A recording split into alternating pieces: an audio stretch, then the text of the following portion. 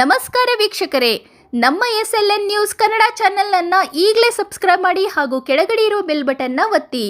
ಇದರಿಂದ ನಾವು ಅಪ್ಲೋಡ್ ಮಾಡುವ ವಿಡಿಯೋವನ್ನು ಎಲ್ಲರಿಗಿಂತ ಮುಂಚೆ ನೀವು ನೋಡಬಹುದು.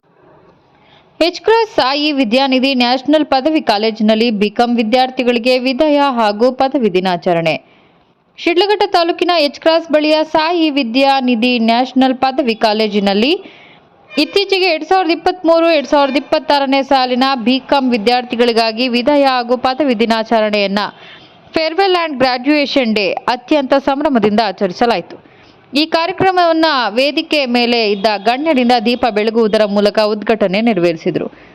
ಈ ಸಂದರ್ಭದಲ್ಲಿ ಮಾತನಾಡಿದ ಸಿಂಡಿಕೇಟ್ ಸದಸ್ಯರಾದ ಡಾಕ್ಟರ್ ಕೆ.ಆರ್. ದೇವರಾಜ್ ರವರು, ಈಗ ಭಾರ ತಲೆ ಮೇಲೆ ಕೂತಿದೆ, ಭಾರ ತಲೆ ಮೇಲೆ ಇದೆ ಅಂತ ಎಚ್ಚರಿಸ್ತಾ ಇದೆ, ಪದೇ ಪದೇ ತಟ್ಟುತ್ತಿದೆ. ಈಗ ಡಿಗ್ರಿ ಮುಗಿಸಿಕೊಳ್ಳುತ್ತಿದ್ದೀರಿ. ಡಿಗ್ರಿ ಮುಗಿಸಿಕೊಳ್ಳಬೇಕಾದ್ರೆ ಜವಾಬ್ದಾರಿ ನಮ್ಮ ಹೆಗಲು ಏರಿದೆ. ಸಂಸಾರ, ಮನೆಯ ಭಾರ ನಮ್ಮ ತಲೆಯ ಮೇಲೆ ಇದೆ. ಅದನ್ನು ಎಚ್ಚರಿಸುವುದಕ್ಕೆ ಲಾಕಿ ಕಟ್ಟಿದ್ದಾರೆ. ಇದರ ಉದ್ದೇಶ ಗೌನ್ ಹಾಗೂ ಕ್ಯಾಪ್ ಧರಿಸುವುದು ಹಾಗೂ ವಿದ್ಯಾರ್ಥಿಗಳಿಗೆ ಉಜ್ವಲ ಭವಿಷ್ಯಕ್ಕಾಗಿ ಶುಭ ಹಾರೈಸಿದರು. ಈ ಸಂದರ್ಭದಲ್ಲಿ ಮಾತನಾಡಿದ ಎಂ ಶಿವಾರೆಡ್ಡಿರವರು, ವಿದ್ಯಾಭ್ಯಾಸ ಅನ್ನೋದು ವಿದ್ಯಾಭ್ಯಾಸದಲ್ಲಿ ಸುಮಾರು ಅನುಭವಗಳು ಅಡಗಿರುತ್ತದೆ. ಅನುಭವ ಪರಿಣಿತ. ನೀವು ಏನು ಮಾಡಬೇಕು ಅಂದುಕೊಂಡಿದ್ದೀರಾ, ಕೆಲವೆಲ್ಲ ಅನುಭವಗಳು ಸೇರಿ ನಿಮ್ಮ ವಿದ್ಯಾಭ್ಯಾಸ ಅನುಭವವನ್ನು ಸಹ ಇರುತ್ತೆ. ಆದರೆ ಅನುಭವ ಇರಬೇಕಾದ್ರೆ ಜನರಲ್ ನಾಲೆಜ್ ಸ್ವಲ್ಪ ಇರಬೇಕು. ವಿದ್ಯಾರ್ಥಿಗಳನ್ನು ಇಂಡಿಪೆಂಡೆಂಟ್ ಆಗಿ ಬಿಡಬೇಕು. ಆಗಲೇ ಕೆಲವು ವಿಷಯಗಳು ಕಲಿಯುವುದಕ್ಕೆ ಸಾಧ್ಯ. ಈಗ ನೀವು ಪದವಿ ಮುಗಿಸಿ ಹೊರ ನಡೆಯುತ್ತಿರುವ ವಿದ್ಯಾರ್ಥಿಗಳಿಗೆ ಉಜ್ವಲ ಭವಿಷ್ಯಕ್ಕಾಗಿ ಶುಭ ಹಾರೈಸಿದರು. ಈ ಕಾರ್ಯಕ್ರಮವು ಬಿಕಾಂ ವಿದ್ಯಾರ್ಥಿಗಳ ಕಾಲೇಜು ಜೀವನದ ಸುಂದರ ನೆನಪುಗಳನ್ನು ಹಾಗೂ ಮುಂದಿನ ಶೈಕ್ಷಣಿಕ ಅಥವಾ ವೃತ್ತಿಪರ ಜೀವನದ ಹೆಜ್ಜೆಗೆ ಭದ್ರ ಬುನಾದಿಯನ್ನು ಒದಗಿಸಿಕೊಟ್ಟಿತು. ಈ ಸಂದರ್ಭದಲ್ಲಿ ಸಿಂಡಿಕೇಟ್ ಸದಸ್ಯರಾದ ಡಾಕ್ಟರ್ ಕೆ.ಆರ್. ದೇವರಾಜ್, ಶಿಡ್ಲಘಟ್ಟ ಸರ್ಕಾರಿ ಪ್ರಥಮ ದರ್ಜೆ ಕಾಲೇಜಿನ ಪ್ರಾಂಶುಪಾಲರಾದ doctor Murali Anand, doctor B N. Murthy, ಕಾರ್ಯದರ್ಶಿ ಸಿ.ಎಂ. ನಾರಾಯಣಸ್ವಾಮಿ, ಉಪಾಧ್ಯಕ್ಷ ಡಾಕ್ಟರ್ ಎಂ. ಶಿವರಾಮ್ ರೆಡ್ಡಿ, ಖಜಾಂಚಿ ಪೂರ್ಣಚಂದ್ರ, ಸಂಯೋಜಕರಾದ ಪುನೀತ್ ಕುಮಾರ್, ಶಿಕ್ಷಕರಾದ ವಿಜಯ್ ಕುಮಾರ್ ಹಾಗೂ ಶಾಲೆಯ ಶಿಕ್ಷಕ ವರ್ಗದ ಸಿಬ್ಬಂದಿ ಹಾಗೂ ಎಲ್ಲ ವಿದ್ಯಾರ್ಥಿಗಳು ಹಾಜರಿದ್ದರು. And use the knowledge we have gained it for the betterment of society. Towards your future, for organizing a placement drive that is tomorrow 15th. And one more to tell, I've discussed this placement drive which is arranged for 15th with Devraj sir, and he has coordinated with me and he has told and given me immense support for this drive, and he has also insisted that colleague of his business partners to come and recruit our students. Give a big round of applause for Devraj sir for this. ಗೊತ್ತಿದೆ, ಈ ಲಾಕಿ ನಮ್ಮ ಮೇಲೆ ತಲೆ ಮೇಲೆ ಭಾರ ಇದೆ ಅಂತ ಹೇಳಿ ಎಚ್ಚರಿಸ್ತಾ ಇದೆ, ಪದೇ ಪದೇ ತಟ್ತಾ ಇದೆ. ತಟ್ಟಿದ್ಯಾ?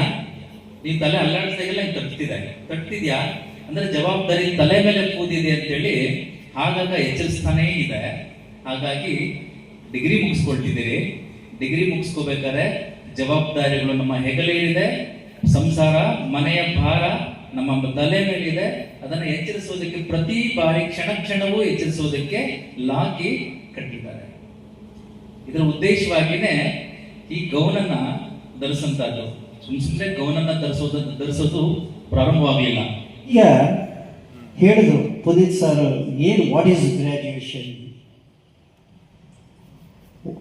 What is the aim of conducting of this graduation day ಅಂತ ಅವ್ರ ಮಾತುಗಳನ್ನು ಹೇಳಿದ್ರು.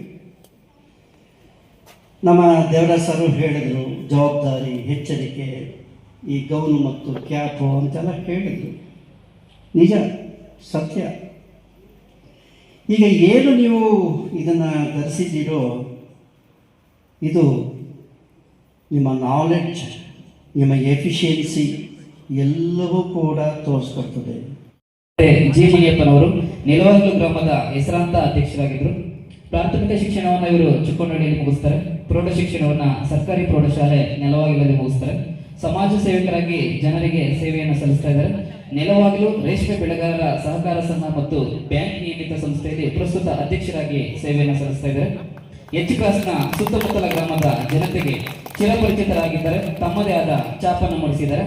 ಸಾಯಿ ವಿದ್ಯಾನಿಧಿ ಚಾರಿಟೇಬಲ್ ಟ್ರಸ್ಟ್ನ ಕಾರ್ಯದರ್ಶಿಯಾಗಿ ಕಾಲೇಜಿನಲ್ಲಿ ಓದುತ್ತಿರುವ ಅನೇಕ ಬಡ ವಿದ್ಯಾರ್ಥಿಗಳಿಗೆ ಶುಲ್ಕ ವಿನಾಯಿತಿಯನ್ನು ನೋಡಿ ಓದಲು ಅನುಕೂಲ ಮಾಡಿರುತ್ತಾರೆ. BPEd, MPEd, MPhil RNS ಕಾಲೇಜಿನಲ್ಲಿ ಸುಮಾರು 25 ವರ್ಷಗಳ ಕಾಲ ದೈಹಿಕ ನಿರ್ದೇಶಕರಾಗಿ ಸೇವೆಯನ್ನ ಸಲ್ಲಿಸ್ತಾ ಇದ್ದಾರೆ. ಜೊತೆಗೆ ಖಾಸಗಿ ಗುತ್ತಿಗೆದಾರರಾಗಿ ಕಾರ್ಯನಿರ್ವಹಿಸಿದ್ದಾರೆ. ಇದರ ಜೊತೆಗೆ ಲಾರ್ಡ್ ಸಹ್ಯಾದ್ರಿ ರೆಸಾರ್ಟ್ ನ ಶಿವಮೊಗ್ಗದಲ್ಲಿ ಇವರದೇ ಆಗಿರ್ತಕ್ಕಂಥ ನಿರ್ದೇಶನದಲ್ಲಿ ಸೇವೆಯನ್ನು ಸಲ್ಲಿಸ್ತಾ ಇದ್ದಾರೆ. Qualification is different and graduation is education is different. Qualification is different and education different. ಯಾಕೆಂತಂದ್ರೆ ಕ್ವಾಲಿಫಿಕೇಶನ್ ಇಷ್ಟೇ ಡಿಗ್ರಿ ಆದರೂ ತೆಗೆದು ಜಾಬಲ್ಲಿ ಇಟ್ಕೋಬೋದಷ್ಟೇ. ಅದರಿಂದ ನಿಮಗೆ ಏನೇನೂ ಅನುಕೂಲ ಆಗಲ್ಲ.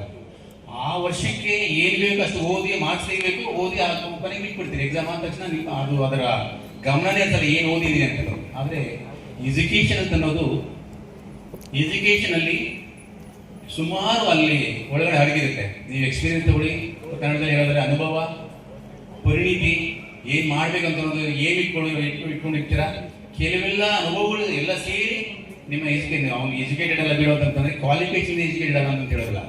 ಅವನು ಇಲಿಟ್ರೇಟ್ಲಿ ಅವನು ಒಳ್ಳೆ ಎಜುಕೇಶನ್ ಇರುತ್ತೆ, ಎಲ್ಲ ರೀತಿಯ ಅನುಭವ ಇರುತ್ತೆ. ಈ ನಾವು ಆಡು ಭಾಷೆಯಲ್ಲಿ ಹೇಳೋದಾದ್ರೆ ಆ ಅನುಭವ ಸಿಗಬೇಕಾದ್ರೆ MBBS ಓದಬೇಕು ಅಂತ ಹೇಳ್ತಾರೆ. MBBS ಅಂದರೆ ಮೆಡಿಕಲ್ ಡಿಗ್ರಿ ಅಲ್ಲ.